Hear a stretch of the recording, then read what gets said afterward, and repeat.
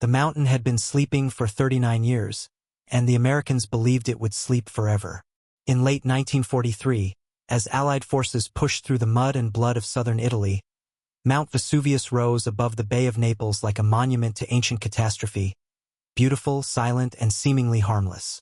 The men of the United States Army Air Forces who began arriving in the shadow of that smoking cone had read about Pompeii in school, had seen photographs of plaster casts frozen in their death throes, but those were ghosts of another age, artifacts of Roman hubris. This was the modern world. This was 1944. They had B-25 Mitchell bombers and Douglas A-20 Havocs, aircraft capable of delivering 3,000 pounds of destruction across hundreds of miles. They had radios and meteorology and engineering. They had conquered the distance from America to Europe, had driven the Wehrmacht from North Africa, had stormed up the boot of Italy through winter rain and German steel. Surely, they thought, a volcano was the least of their concerns. Naples fell to the Allies in October 1943, and with it came the strategic jewel of southern Italy, a deep-water port, a web of roads and railways, and most importantly, proximity to the German defensive lines that stretched across the peninsula like a jagged scar. The city was ruined, its harbor choked with scuttled ships, its streets cratered by retreating explosives, its people starving and traumatized. But it was theirs, and from Naples, the Americans could strike north into the heart of enemy territory. What they needed were airfields, forward bases where medium bombers could launch, refuel, rearm, and launch again in the grinding arithmetic of strategic bombardment. Someone looked at a map and noticed the flat, alluvial plains that sprawled between Naples and the mountain. Perfect terrain for runways. Ancient volcanic soil, hard-packed and level. And so, in the shadow of Vesuvius, American combat engineers began building two airfields. The first was designated Vesuvius Airfield, scraped out of farmland at Terzigno, just southeast of the volcano's base. The second, Pompeii Airfield, sometimes called Ponte Airfield for the nearby village, was carved into existence even closer to the mountain's flank, where 2,000 years earlier, ash had buried an entire civilization in a single afternoon. The engineers worked with what they had: graded earth, pierced steel planking, asphalt jute surfacing laid down in great black strips that shimmered in the Mediterranean sun.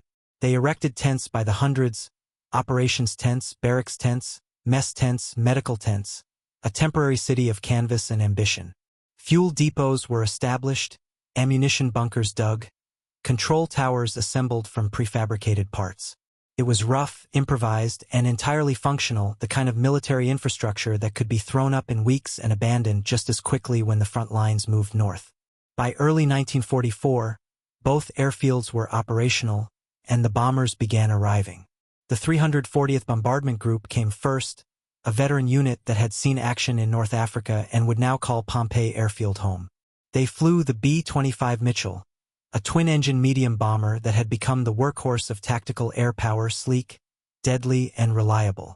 The Mitchell was a beautiful machine in its way, with a shoulder-mounted wing, a greenhouse nose for the bombardier, and enough armor and firepower to survive the gauntlet of flak that weighted over every target. It could carry 3,000 pounds of bombs, could strafe with nose-mounted .50 caliber machine guns, could deliver destruction with mechanical precision. The men who flew them were young, most barely out of their teens, trained in the vast blue skies of Texas or Arizona and now operating in a war zone where every mission meant threading through mountains, dodging German fighters, and dropping ordnance through curtains of anti-aircraft fire. Then came the 348th Bombardment Group, known as the Avengers, equipped with both B-25 Mitchells and Douglas A-20 Havocs. The A-20 was smaller, faster, a light bomber designed for low-level attack and nocturnal mischief. It had a narrow fuselage, tricycle landing gear, and a reputation for being unforgiving to inexperienced pilots. The Havoc crews loved it anyway, loved its speed and agility, the way it could slip over enemy positions at dusk and vanish before searchlights could lock on.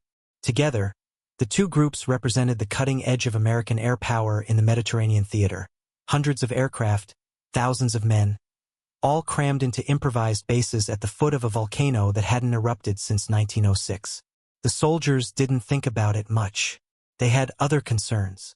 They flew missions almost daily, striking German positions along the Gustav Line, bombing railway junctions and supply depots, supporting ground troops who were bleeding into the mountains at Monte Cassino. The war was grinding, relentless, a machinery of death that consumed men and material with indifferent efficiency. Between missions, they explored the ruins of Pompeii, wandering through ancient streets where cart ruts were still visible in stone, where bakeries and brothels stood open to the sky, where volcanic ash had preserved a city in mid-breath. They took photographs, collected souvenirs, marveled at the tragedy and the preservation. Some of them climbed partway up Vesuvius itself, peering into the crater where thin wisps of steam curled into the air, feeling the warmth beneath their boots, joking nervously about whether the old beast might wake up. It was just a volcano.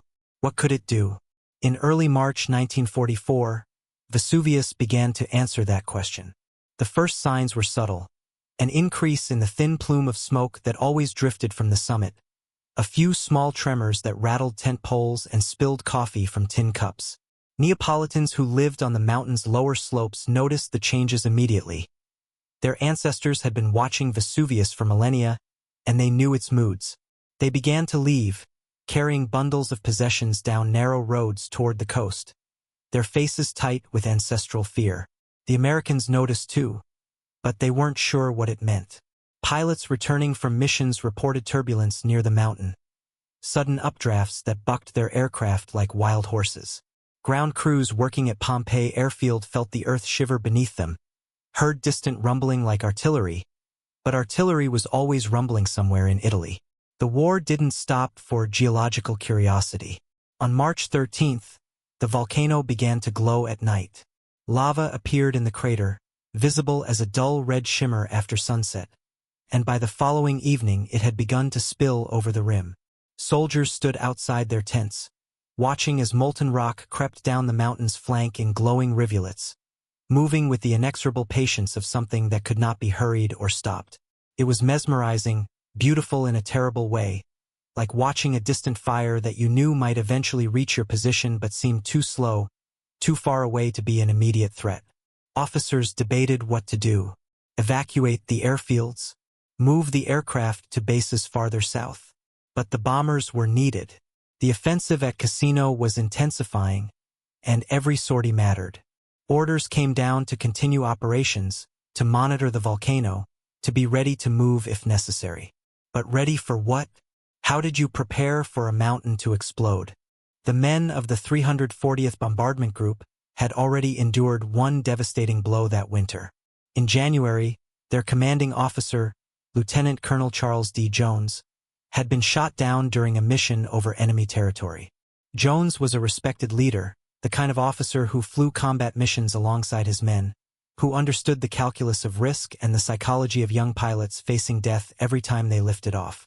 His loss had shaken the group profoundly, not just because he was captured, but because his absence left a vacuum in leadership at a time when morale was already frayed by losses, weather, and the grinding fatigue of sustained combat operations.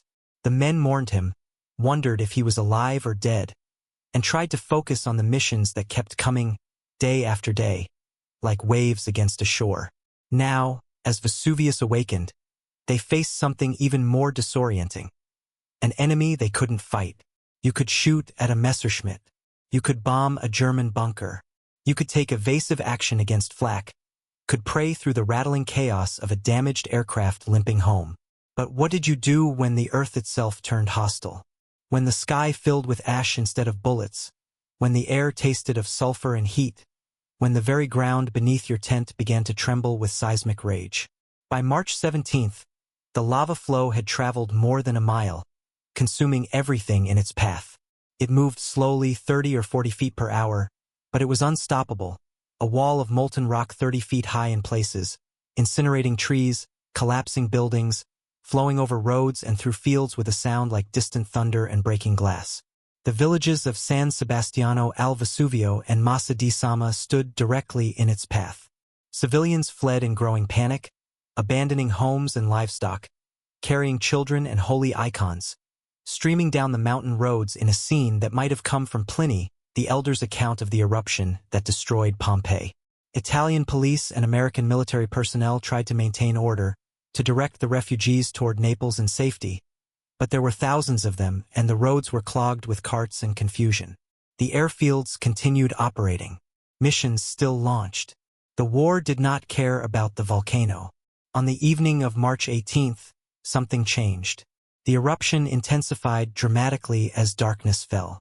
The lava fountain at the summit grew higher, brighter, shooting incandescent rock hundreds of feet into the air. The sound became deafening. A continuous roar that drowned out conversation, that vibrated in chest cavities and made the very air feel unstable. And then, around midnight, the ash began to fall.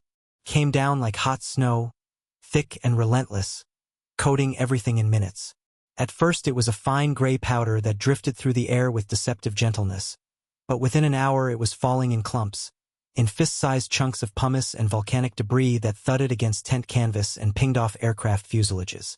The temperature dropped as the ash blocked out the stars, but the falling material was still hot, scorching to the touch, and men scrambled to cover equipment, to protect engines and instruments, to salvage what they could from the choking, suffocating deluge. The airfields descended into chaos.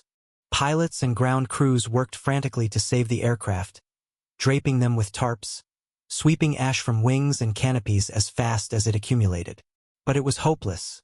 The ash fell faster than they could clear it, piling up in drifts, weighing down the canvas tents until they collapsed with tearing sounds like sails in a storm.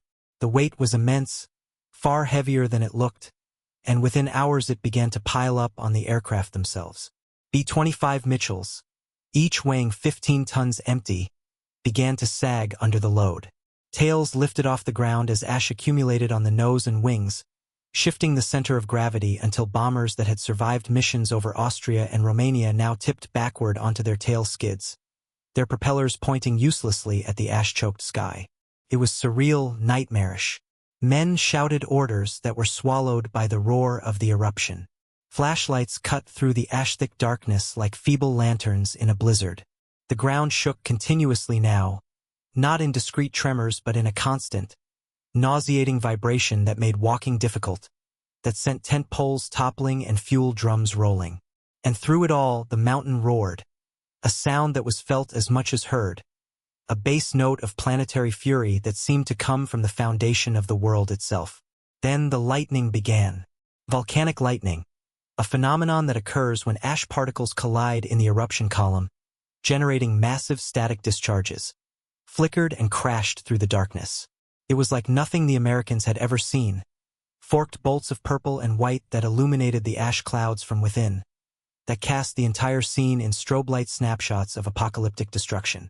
Men flinched at each flash, convinced they were under artillery bombardment, unable to reconcile the lightning with the absence of explosions, unable to understand what was happening. Some prayed. Others simply stood transfixed, watching as nature demonstrated forces that made their bombers and their war seem suddenly terribly small. By dawn on March 19th, the decision was made to evacuate. There was no point in staying. The airfields were being buried. Aircraft that hadn't already been crushed or toppled were becoming entombed under feet of ash. The runways, those carefully engineered strips of asphalt jute and steel planking, were invisible beneath gray dunes that shifted and settled with each new tremor. Operations were impossible. Survival was becoming questionable. Orders came down to abandon Pompeii airfield, to save what could be saved and fall back to Naples. The retreat was conducted in near-total darkness. Ash continued to fall, choking engines, blinding drivers, turning the short journey to the coast into an hours-long ordeal. Vehicles broke down.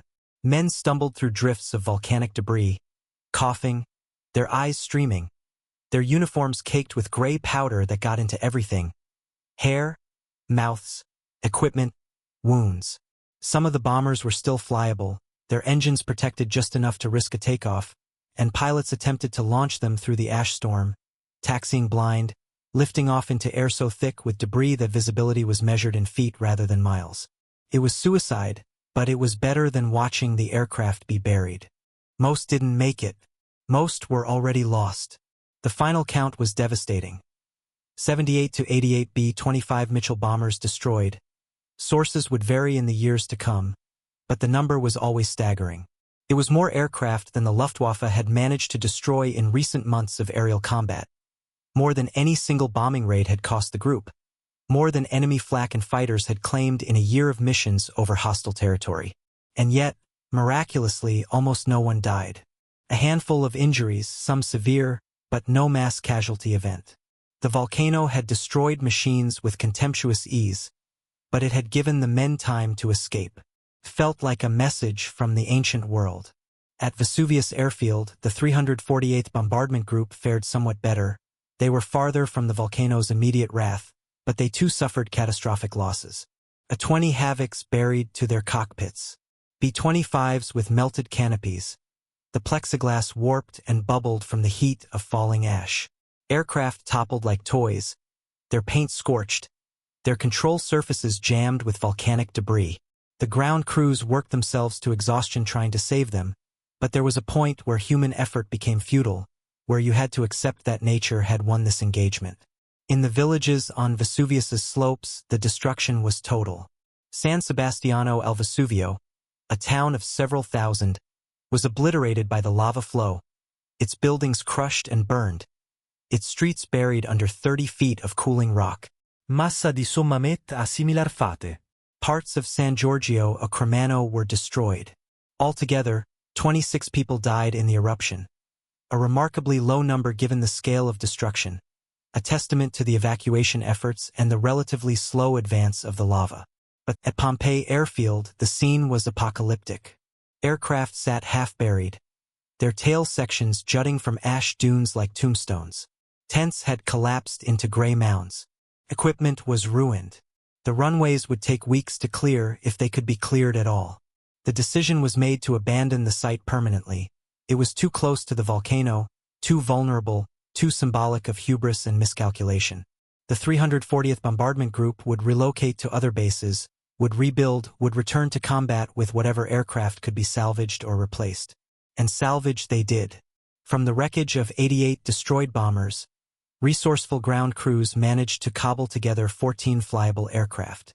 They scavenged parts from melted wrecks, swapped engines, replaced damaged control surfaces, worked with cutting torches and ingenuity to resurrect machines that had been written off as total losses. It was an extraordinary feat of improvisation, typical of the American logistics machine that could turn disaster into mere setback, that could absorb losses that would have crippled other air forces and continue operating. Within weeks, the 340th was back in action. They flew missions from their new bases, continuing the grinding campaign against German positions, bombing bridges and marshalling yards, supporting the spring offensive that would eventually break through the Gustav Line and push toward Rome. The eruption became a story they told, a bizarre interlude in their war, something to mention in letters home with a mixture of awe and dark humor. Some kept chunks of pumice as souvenirs. Others tried to forget the night the mountain roared, tried to focus on enemies they could see and fight. Lieutenant Colonel Jones, meanwhile, remained in German captivity.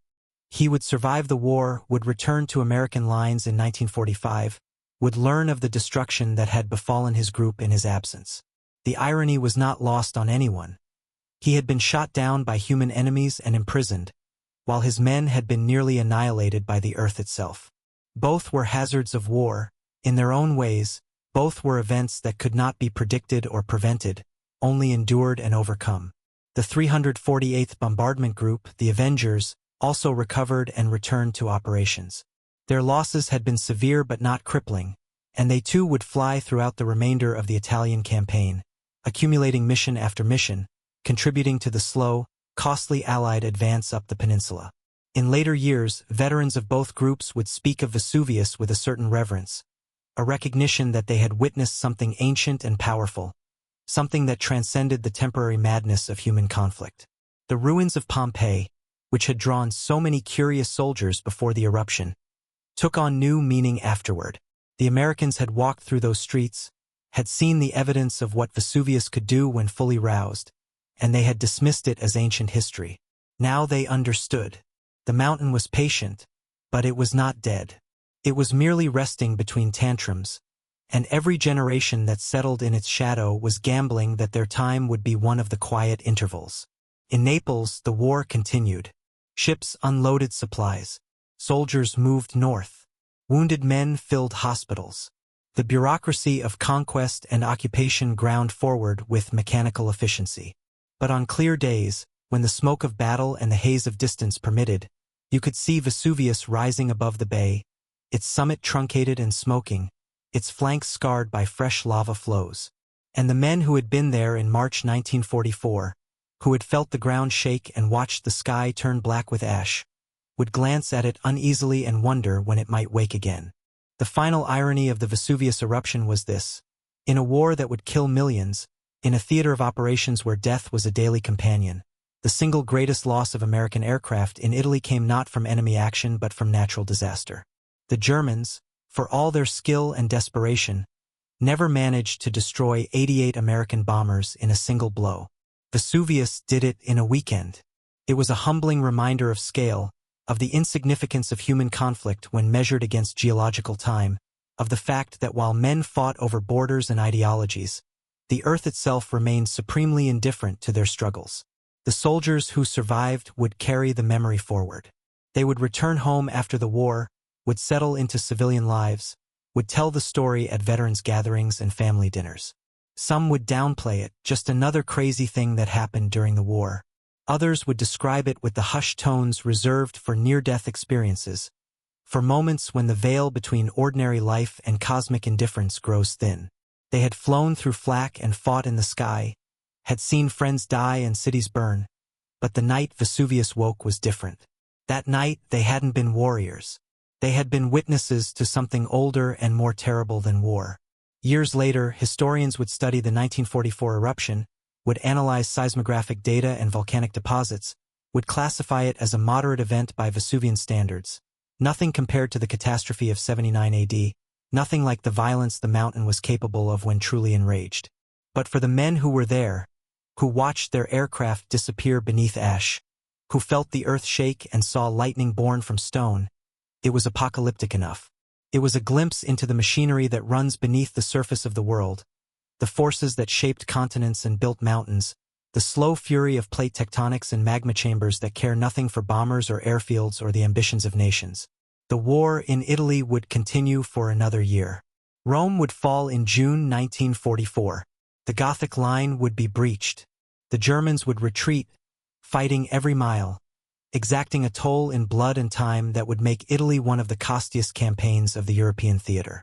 And through it all, Vesuvius watched, smoking gently, occasionally rumbling, reminding everyone that it was still there, still capable, still the most dangerous presence on the Bay of Naples. The 340th Bombardment Group compiled an exceptional combat record by war's end, flying hundreds of missions, earning battle honors, contributing to the Allied victory in ways that would be detailed in official histories and unit citations. Their losses at Vesuvius became a footnote, significant but overshadowed by the larger narrative of the air war, by the strategic bombing campaigns and the fighter sweeps and the tactical support missions that defined the American air effort. But for those who lived through it, the eruption was never a footnote. It was a central chapter, a defining moment, proof that in war you faced more than just the enemy. Sometimes you faced the earth itself. And when that happened, all the technology and training and courage in the world couldn't save you. You could only retreat, endure, and hope that when the mountain finished speaking, there would be something left to salvage, some way to continue the mission, some path forward through the ash and the darkness and the ancient, indifferent fury of stone made liquid by heat and pressure and time. Mount Vesuvius has not erupted since March 1944. It remains active, monitored by seismologists, surrounded by millions of people who live and work in the shadow of its potential violence. The villages destroyed in 1944 were rebuilt. Pompeii still draws tourists who walk through ruins and marvel at preservation and catastrophe. The airfields are gone, their runways buried or repurposed, their history preserved in photographs and memoirs and military records. But the lesson remains, carved into memory like the streets of Pompeii in stone, that nature operates on a timescale that makes human conflicts seem like heartbeats, that the earth can erase in hours what humanity takes years to build, and that sometimes the most dangerous enemy isn't the one shooting at you from across the battlefield. It's the ground itself, ancient and patient and absolutely without mercy, waiting for the moment to remind everyone who truly holds power in this world. The American airmen learned that lesson in March 1944. They learned it in ash and thunder and volcanic lightning. They learned it watching their bombers topple and melt, watching a mountain demonstrate forces that made their war seem small and temporary and almost quaint. They learned it, and they survived it, and they flew again because that was the job, because the war continued, because even after Vesuvius spoke, there were still missions to fly and enemies to fight and a world to save from tyranny. But on quiet nights, when the memories surfaced, some of them must have wondered, which had been the greater enemy? The one they'd been sent to fight, or the one that had been sleeping beneath their feet, patient and immortal, waiting for the right moment to wake and show them what power really looked like? The mountain knew the answer. It always had.